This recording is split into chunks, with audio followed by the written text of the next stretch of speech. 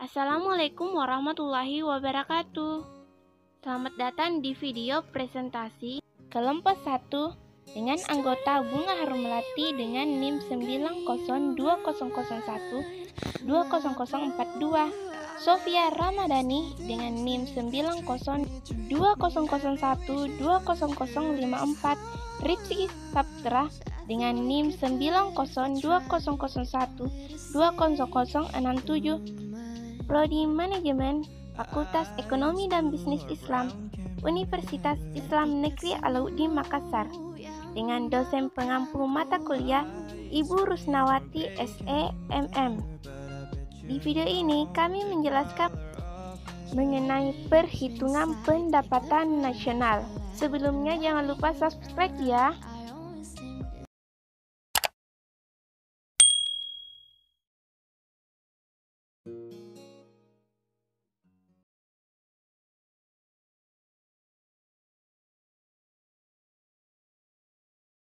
Pendapatan nasional. Setiap negara akan selalu menghitung pendapatan nasionalnya. Pendapatan nasional yaitu nilai produksi dalam perekonomian untuk mengetahui nilai output yang diciptakan dalam negara itu pada suatu tahun tertentu. Pengertian lain dari pendapatan nasional adalah jumlah pendapatan yang diterima oleh faktor-faktor produksi yang digunakan untuk memproduksikan barang dan jasa dalam suatu tahun tertentu. Pendapatan nasional merupakan suatu ukuran penting untuk menentukan sejauh mana tingkat kegiatan ekonomi yang dicapai suatu negara. Berikutnya ada 3 cara untuk menghitung pendapatan nasional. Yang pertama dengan cara pengeluaran dengan rumus Y sama dengan C ditambah I ditambah G ditambah dalam kurung X dikurang M, di mana Y adalah pendapatan nasional, C adalah pengeluaran konsumsi, I adalah investasi, G adalah pengeluaran pemerintah, X adalah ekspor, dan M adalah impor. Yang kedua dengan cara produk neto dengan rumus Y sama dengan dalam kurung Q1 ditambah P1 tutup kurung ditambah dalam kurung Q2 ditambah P2 tutup kurung ditambah dan seterusnya, di mana Q adalah jumlah jenis barang dan P adalah harga jenis barang. Yang ketiga dengan cara pendapatan dengan rumus Y sama dengan R ditambah W ditambah I ditambah P, di mana R adalah sewa, W adalah upah, I adalah bunga, dan P adalah laba. Cara pengeluaran. Dengan cara ini, pendapatan nasional dihitung dengan menjumlahkan nilai pengeluaran yang dilakukan oleh 4 golongan pengguna barang dan jasa. Yang termasuk 4 golongan tersebut adalah rumah tangga, pemerintah, perusahaan-perusahaan yang melakukan investasi, dan penduduk negara lain yang membeli produk dalam negeri. Yang dijumlahkan hanyalah nilai pengeluaran ke atas barang jadi dan bertujuan untuk menghindarkan perhitungan 2 kali. Nilai jual beli atau transaksi barang antar, misalnya pembelian bahan mentah oleh perusahaan-perusahaan, tidak dimasukkan di dalam perhitungan.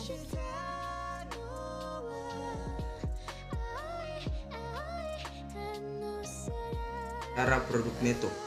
Dalam cara produk neto yang dijumlahkan adalah nilai tambah yang diwujudkan oleh berbagai kegiatan ekonomi. Nilai tambah adalah pertambahan nilai rupiah sesuatu barang sebagai hasil dari kegiatan sesuatu perusahaan. Perusahaan sepatu membeli bahan mentah sebanyak 100.000 dan menjual hasil produksinya dengan harga 200.000. Dalam contoh ini, produsen sepatu mewujudkan nilai tambah sebanyak 100.000 dan nilai tambah ini merupakan sumbangan kegiatan memproduksi sepatu tersebut kepada kegiatan mewujudkan pendapatan nasional. Dalam perhitungan menurut cara produk neto, sektor-sektor ekonomi yang mewujudkan pendapatan nasional dibedakan kepada sektor-sektor berikut. A. Pertanian, kehutanan, dan perikanan. B. Pertambangan. C. Industri dan pengolahan. D. Pembangunan konstruksi. E. Listrik, gas, dan air. F. Pengangkutan. G. Perdagangan. H. Keuangan dan real estate. I. Jasa pemerintah, dan J. Jasa lain. Cara pendapatan. Dalam cara pendapatan nasional dihitung dengan menjumlahkan pendapatan diterima oleh faktor-faktor produksi yang digunakan untuk menghasilkan pendapatan nasional.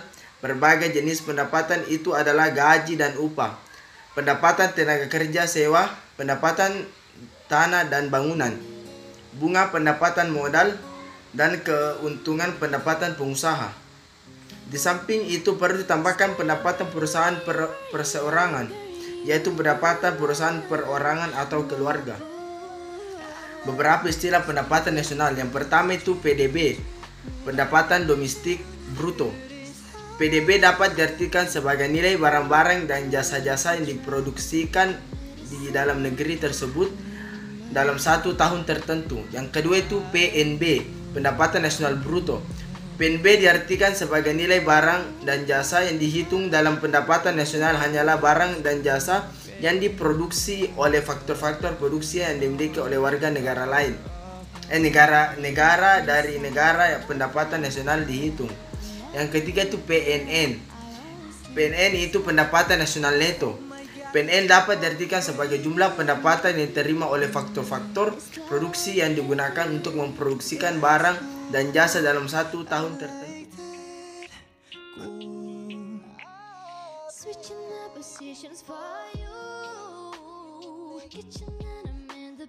Bismillahirrahmanirrahim.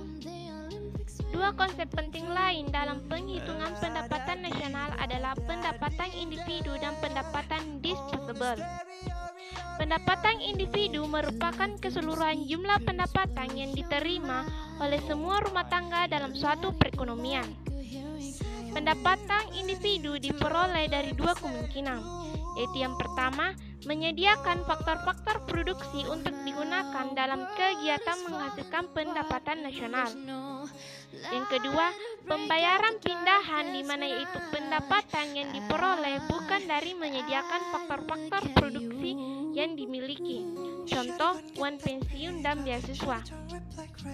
Kemudian pendapatan disposable. Pendapatan disposable merupakan pendapatan rumah tangga yang dapat digunakan mereka untuk perbelanjaan. Pendapatan disposable nilainya adalah sama dengan pendapatan individu setelah dikurangi pajak pendapatan. Kemudian saya akan menjelaskan beberapa masalah dalam penghitungan pendapatan nasional, yaitu yang pertama, masalah mengumpulkan data. Yang kedua, masalah menentukan jenis kegiatan yang produksinya perlu dihitung dalam menentukan pendapatan nasional. Yang ketiga, masalah penghitungan dua kali. Yang keempat, masalah menentukan harga barang. Dan yang terakhir, masalah kenaikan harga dan perubahan kualitas barang.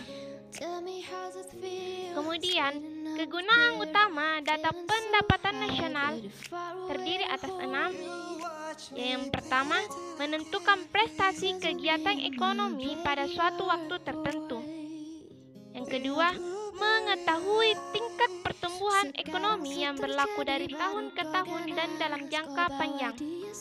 Yang ketiga, menunjukkan peranan tiap sektor dalam perekonomian dan peranan berbagai komponen pengeluaran agregat. Dan yang keempat, menentukan perubahan struktur ekonomi yang berlaku dalam suatu periode tertentu. Yang kelima, menggambarkan taraf kemakmuran masyarakat dan perubahannya dari waktu ke waktu. Dan yang terakhir, menyediakan data untuk meramalkan kegiatan ekonomi di tahun berikutnya dan merencanakan perkembangan ekonomi di masa depan. Terima kasih. Semoga video ini bisa bermanfaat bagi kita semua. Wassalamualaikum warahmatullahi wabarakatuh.